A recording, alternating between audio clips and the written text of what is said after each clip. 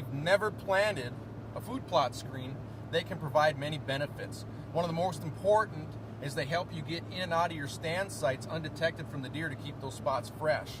They can also hide the deer that you're trying to feed from the neighbor's eyes, from people on the road. Just make it so people can't see the deer that you're taking the time to raise and plant these food plots for. And they can also turn wide open spaces that the deer only use at night into travel corridors and feeding sites that they'll frequent during daylight hours. Today we're going to go visit a couple food plot screens that we planted earlier this spring, talk about why we put them there, and cover some of the benefits that we received through the hunting season by putting a simple food plot screen in. Now sometimes the best or most ideal or only spot you have to put a food plot is in a spot where it's not real great for traditionally harvesting deer. This spot here was an open area when I bought this property. It's within 100 yards of the cabin back here, and until I put this screen in, the deer would not visit this food plot till after dark. I get a lot of pictures and they'd be in here at night.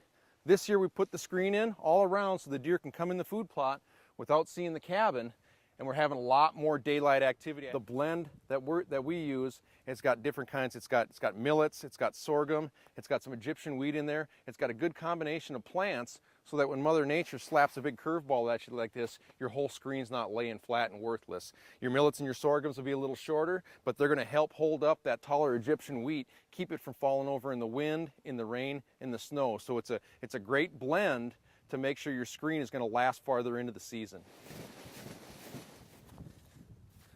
And that screen's really going to help me to be able to slide out of that blind, get away from the food plot that the deer are in without them seeing me walk for 150 or 200 yards. It's really going to give me an edge to slide in and out of my stand. Now this is a good example of a travel corridor that the deer typically wouldn't use during daylight hours because it's in close proximity to the cabining, and I got the winter oats here for them to feed in on the way to the food plot of annuals where I try to harvest them.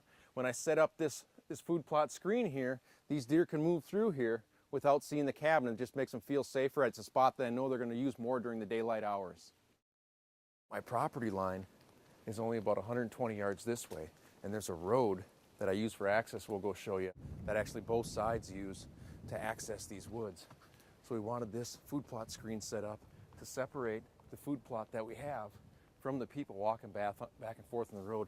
Not only myself, but sometimes the neighbors will use that road to access some of their stands during the guns. Like I said, this is probably going to be the most common application. A lot of people that have places to hunt and have a place to plot, it's going to be a piece of a field, or it's going to be an old field that's not being used. And traditionally, a lot of those are right off a major roadway or a county road or something like that. And if you can just get something set up between the deer and the vehicle traffic and the human activity, you got something the deer are going to visit a lot more during the daylight hours. I'm sure most of us can think of a couple spots where a food plot screen will work real well. Yeah, if you have any questions at all, on what's in the food plot screen, and planting conditions, anything like that, just feel free to give me a call or send me an email at sales@frigidforage, or just go to frigidforage.com.